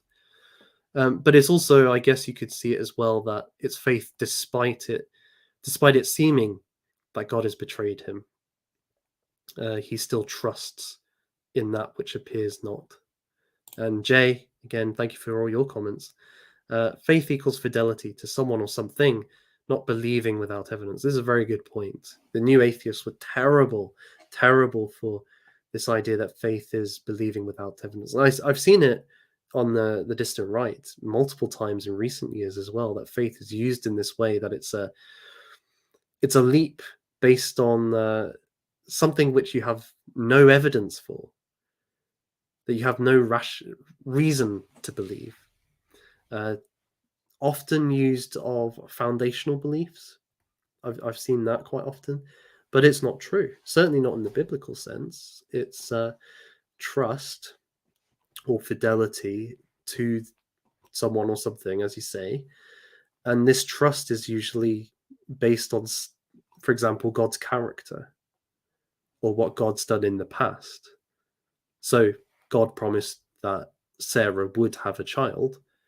She did have a child. So Abraham can trust God can do the miraculous and fulfill his promises. Lady of Shalott, good to see you as always, my friend. It is all about the striving. Man is fallen, but we can try to be better. Indeed, and that's an important point. One of the things that I think distinguishes the right from the left, broadly speaking, is that the left sees human nature as fundamentally good. There was a video of this girl on TikTok I saw earlier today, and that was one of the things she said. I believe human beings are fundamentally good. And so the problems with society on the left-wing view is not human nature, it's structures. And so what needs to change are the structures. If we're able to change the structures, then because human nature is good, things will be good. That's the only reason why things are bad, or why people do bad things, is they're in systems which are evil. By contrast, the right sees human nature as fallen or prone to evil more often than not. And so we need structures to constrain human nature, to force them into the good, or at least to the peaceable. If left to its own devices, human nature falls into corruption. And so we need various institutions, not only to improve our morals, but also to restrain our vices. Thomas Sowell makes this distinction: the constrained view, which is the one I've just articulated, and the unconstrained view, the view that we should throw off the shackles of society.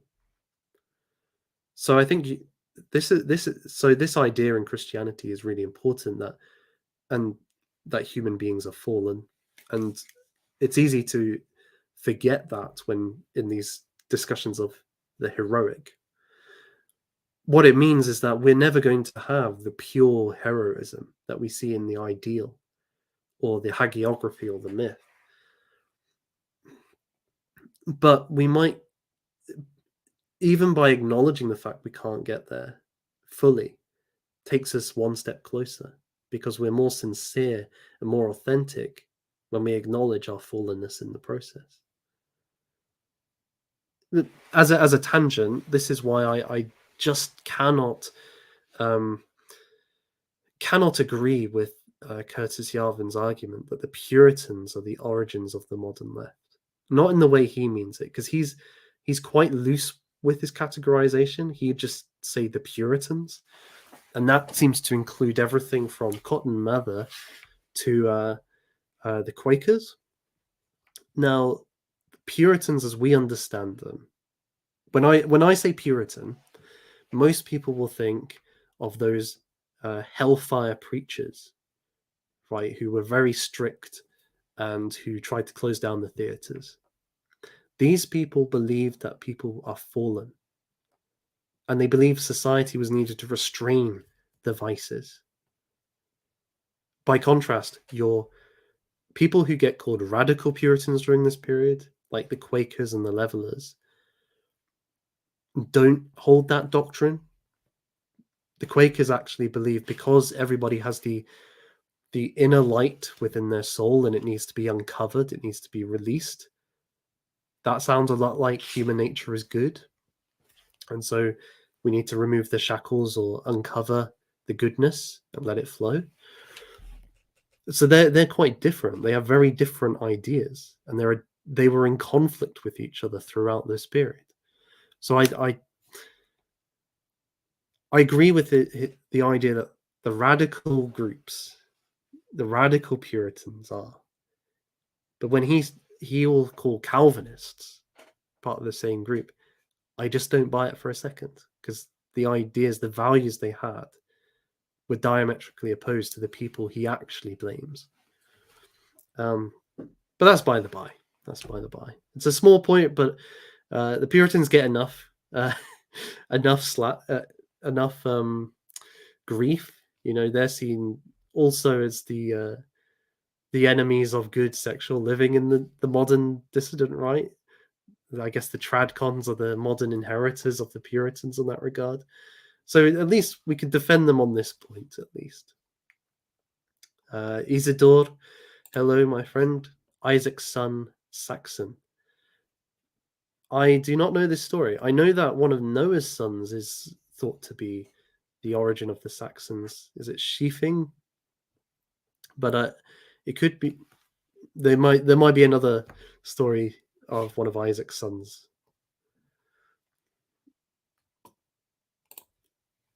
J. Not all that different from Nietzsche's view of the importance of self-overcoming, in spite of his obvious rejection of dogmatic Christianity. Yes, and so here's the connection, I think, with somebody like Kierkegaard and Carlyle and Nietzsche, is that they all detest the conventional Christianity of the day from different perspectives, but they all see it as hypocritical, that it's not really based on virtue. It's more just people trying to conform to their society, the kind of milquetoast moral values. And that when push comes to shove, none of them are going to even get close to somebody like Abraham. So I think Kierkegaard would agree with Nietzsche on that point, although obviously Kierkegaard was himself a Christian and Nietzsche wasn't. So there'd be tension there, but they would agree on that and where that should go. Yes, no. I would rather that you didn't like, comment, or subscribe to my channel than worship the algorithm. That would be the worst of all possible worlds. Let's see. Thank you for the very kind comments. Wiggles, thank you for your comments too, sir. James 2:21-24. Interesting and relevant. Let me have a look, because I don't know it off by heart. So let's get this up. James 2:21-24.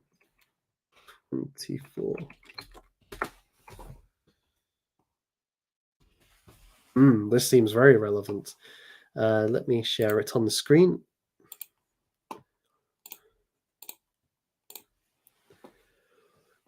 So this is the epistle from James the Apostle. Was not our father Abraham considered righteous for what he did when he offered his son Isaac on the altar? You see that his faith and his actions were working together, and his faith was made complete by what he did. And the scripture was fulfilled that says, Abraham believed God, and it was credited him as righteousness, and he was called God's friend. You see that a person is considered righteous by what they do and not by faith alone. Of course, this isn't... I'm not going to get into the old Reformation debates between the Protestant and Catholic theology, but I do think that the important point here is that God had made a promise to Abraham about, Isaac will be in your descendant, and you'll have many descendants, and they will inherit the land. And Abraham had it credited to him as righteousness that he had followed God's instructions to leave his home and go to a new country. But then the promise is reiterated again when Abraham does this deed. And so it's almost like the faith, living faith, so not just a belief in things, but that real feeling, that trust that we've been talking about, cannot help but manifest itself in action, and it finds its completion in action. Faith was made complete by what he did. I always think about C.S. Lewis had this point that why do we praise things, and why does God demand praise? Your standard atheist response is, how egocentric of God to demand praise. No, we praise what we love, and the act of praise intensifies our joy. So if you really love a landscape, you don't just keep it to yourself, you tell somebody else about it. And through telling somebody else about it, it actually intensifies your joy about the thing that you're sharing. In the same way, when you praise God, it's actually intensifying, increasing, it's empowering and inflaming our own love for God and giving it a more concrete form within our minds and hearts. And in the same way, God's omniscient. God already knows the nature of Abraham's faith, right? But by forcing Abraham into that situation, he lets it come out. It lets it blossom and show its full nature. That in itself helps Abraham know who he is and who his relationship to God. But it also helps us. We then get to see the exemplar of faith. But yes, so I agree. I agree that faith must lead to action, must burst forth in fruit, in the fruit of the Spirit. If it is to be living faith or true faith and not mere intellectual assent to doctrine, for sure. Do I believe in Tulip? I want to say yes, but I would need to think through the doctrines again at some point, because it's certainly I'm broadly in agreement with total depravity, unconditional election, limited atonement, irresistible grace, and the perseverance of the saints. I guess where would I see the question? I'm not sure. I think maybe I agree with these articulations of doctrine, this kind of summary, but how it plays out in connection with other things, I haven't properly thought through. It's I guess I agree with the values that they are trying to get at. Yes. Jay, Yarvin and other theory cells don't focus enough on the influence of technology on culture. This sounds like a praise of folly, Todd Lewis sort of point.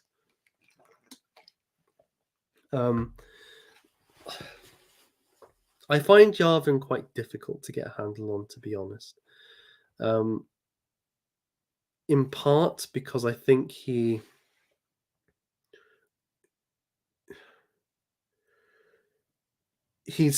trying to address leftists most of the time in his public writings. That's his starting point. So it's difficult to know, is he just trying to make arguments which will appeal to a left winger or a progressive so that they will become right wing? Or is he articulating what he actually thinks? And I'm not sure. it's that easy to tell all of the time. Take like the Hobbit's essay. Now that, of course, riled up a lot of people on the right who follow Yarvin. But if you're like a progressive, you share that idea, right? Of the East Coast, are the elves who have the right to rule. Your average progressive thinks that way. They believe that their values should be imposed upon everybody else. And so he's trying to address that sort of person and say, look, you do have the right to rule over these people who want to be left alone. But what you're doing is really bad for both of you. And you're going to end up in a situation where the hobbits rule over you. And you don't want that. So you need to rule in a better way, or become a cool counter elite which can rule in a better way. That's how he explained it when I saw him in person, and he seemed to kind of get around it in that way. So I think that's one thing to bear in mind, who his audience is. On the other hand, as well, I think so. He wants to say ideology is key. That ideology drives more than, say, money, in terms of power. But then he'll say weird things like religion doesn't have any impact on people's decision making. I remember reading that in one of his blog posts, that religious belief has no impact upon um, how we act. And I thought, well, this is the same guy who says ideology is the key. Now I know he's got a certain materialist interpretation there, and maybe he's appealing to your left wing atheists. But again, I was kind of like, okay, what do you believe here? The stuff on tech, though, I think you've got a point.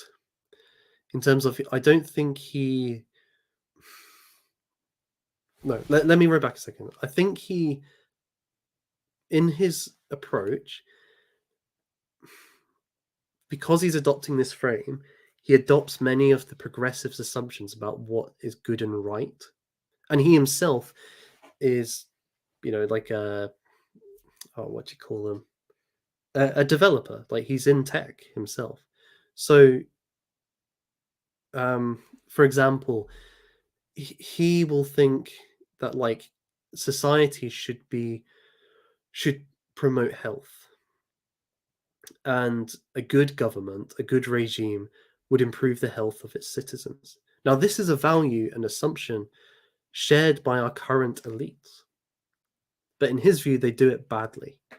And so, if we have this kind of monarchical system, your titans of industry, your captains of industry taking over, your Elon Musk type, and we really harness technology in a decisive way, we can do it more efficiently, and we can do it better than our current system, which on the one hand tells you to be healthy, on the other hand forces you to eat Big Macs and have unhealthy lifestyles.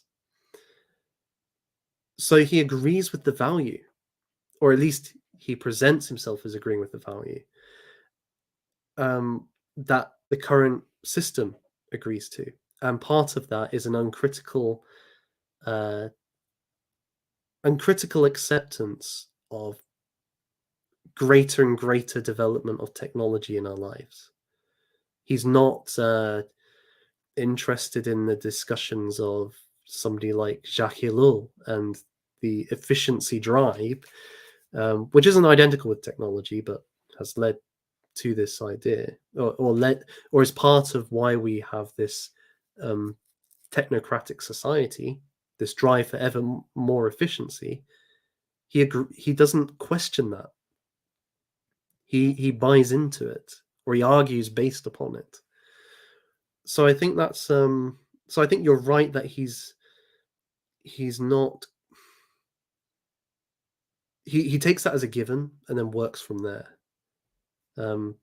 My question is that his real view, or is that the view he's just trying to use to do apologetics for his position? I don't know.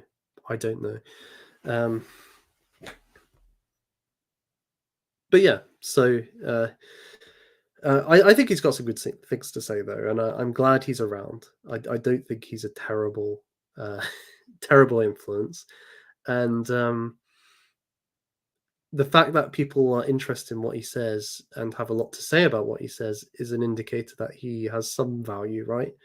If he was completely nonsensical or completely shallow, nobody would spend time dissecting what he has to say. Uh, I see. I could see some Protestant Catholic banter in the chat. Wiggles, just asking out of curiosity. It's a cool thing, Tulip, though I don't confess it. That's fair enough. And yeah, I appreciate your question, Jay. I don't think your comment was a bit harsh. I think you're onto something, that he doesn't question the influence of technology on society. Maybe it would be good to if there was a way to ask him a question, that would be one to ask him about.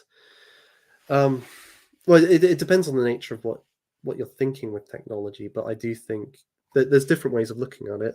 One is the efficiency point of Jacques Ellul. H.G. Wells has this point about how, and I guess it's a kind of Ted Kaczynski point before Ted, that tech, we may reach a point where we have created machines which allow us to live a comfortable life. And that means that will thus rob us of the, it would rob us of the ability to have mental or physical strength, because those would not be compatible or harmonious with a system which provides for all of our needs, right? Because you'd be striving, you'd want to strive for something, but you don't need to. So that would be eradicated over time, and we would regress to a childlike state, because children are the only creatures able to exist in absolute comfort. So we could look at it from that angle as well. Is ever increasing technology actually good for the human spirit? And maybe then you could get into more specifics, like how has certain technologies impacted us, like the television or the internet, and how does that change society and what he's trying to advocate for? Is it possible? Is it possible to do the things or to restore the sort of communal values he would like to see in a world fragmented by the internet? Possibly. But you would have to have very tight controls on the internet, I imagine, like China. And my hunch is he wouldn't be up for that. He's far too liberal for that. So, I mean, he, in his interview with Aaron McIntyre recently, he was talking about having kind of national divorce ideas, or one group lives in one way and one group lives in another way. They abide by different laws and so on. That doesn't sound like the sort of person who would want restrictions on the internet. But maybe it would. Maybe it would.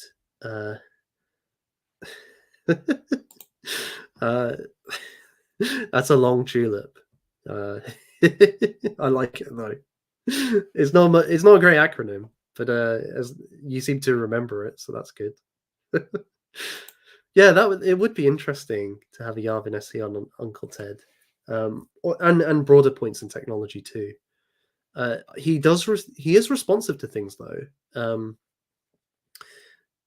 I did a talk at the Witten after him, and I could see him chuckling throughout. I don't think he agreed with very much what I had to say. And then in his next post, he had a paragraph which was almost like a rebuttal of what I had said. So I'm sure if somebody did like was able to get an Uncle Ted argument across to him, or he had come across it recently, he might engage with it. But that would be good. Yeah, I agree. I agree though that he probably wouldn't agree with Uncle Ted, but he does.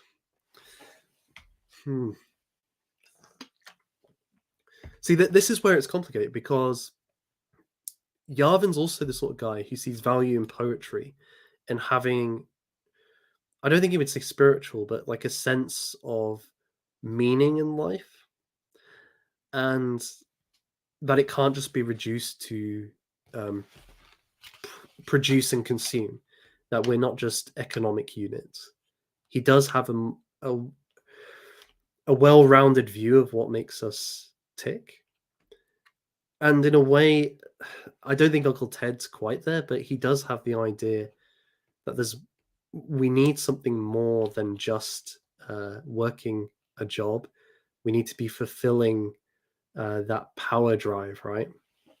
That need to accomplish something which matters to our survival. I think Yarvin would say that we could probably get that with that meaning without it contributing to the power process. And yep, Uncle Ted's power process. Like we could have that level of meaning and fulfillment without it being an existential matter. But the fact that he would at least acknowledge we need that. So that might be a point of contact. But yeah, I think he wouldn't. I can't see Yarvin advocating for primitive societies. Yeah, so I'll just give you guys a minute or so in case there's any further points or questions or comments on Abraham, or somehow Curtis Yarvin. We've got to. Maybe I did a stream a while back on Curtis Yarvin. I could. Maybe I could do another one at some point, because it does seem it's an interesting topic, and I know it's been one that's kind of resurfaced in the last while. I think Todd's done quite a lot of streams on him, going through his catalog, and then he was on with the Distributist and Charlemagne, and of course Yarvin's been doing a lot of interviews himself, so there might be value in doing a more comprehensive study, because I only did it on one or two blog posts at the time, but I've kind of changed my view. At first, I thought I was in strong disagreement with him, and I still am in some parts. But I didn't see the value. But as time's gone on, I've seen more and more value in him. And but I'm no expert. That's the thing. There's other people who've done much more in terms of Yarvin study than I have. But if you'd be interested in that, I'd be open to doing a stream in a few weeks or so. Speaking of which, next week I think it will be another story hour. We've not carried on She that too well. It was a few months ago that I started reading She by Rider Haggard. I think we might get back into that next week. And then the week after will probably be the Members' Choice stream. And then on the 28th, I've got a juicy stream for you guys. So it's English Restoration with Rupert August and Daughter of Albion, fingers crossed. And, or Lord willing, I should say. And we're going to be looking at the origin myths of England and Scotland. Some of you may have seen Academic Agent has done a couple of myth telling streams or story streams. Did one on Albion and then on Brutus. So we might go into some detail about that, the ideas in the myth, analyzing it, but also its historical context and how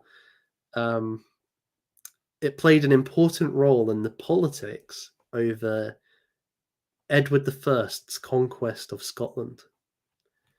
And so I think that might be something that there's a wee bit more to it than just being a nice story. It had political ramifications at the time, serious political ramifications.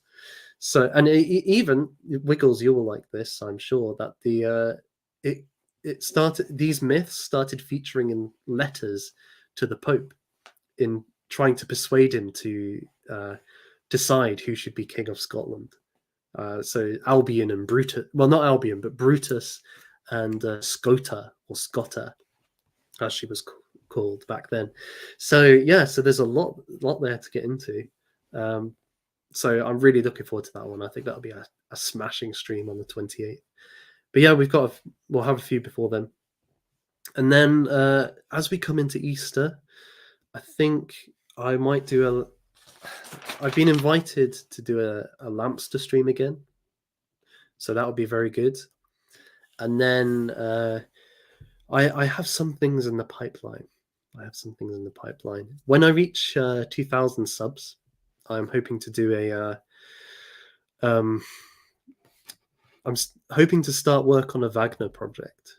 Lo and behold, the first video will be on Wagner's use of music and the kind of philosophy of music that underpins it, from Arthur Schopenhauer and the cult of Beethoven and all that. So that should be quite interesting. Let's see. Jay's come in. Passage Publishing have just released a book with 3 of his long essays. Could be worth doing a stream on each if you feel they're of relevance. I may just check that out, Jay. Thank you for the suggestion.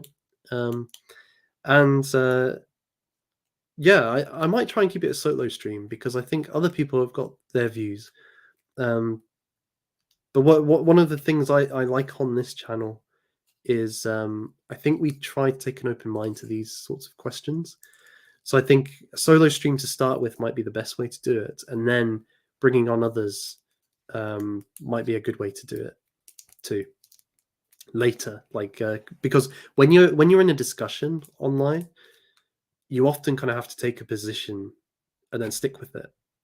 It's hard to kind of have an open exploration of a text because you're kind of interacting with somebody else and trying to offer them a point to engage with, right? So we might do it that way. But yeah, thank you for the suggestion. To be honest, AA probably doesn't even have me on his radar, Wiggles. Let's be honest about it.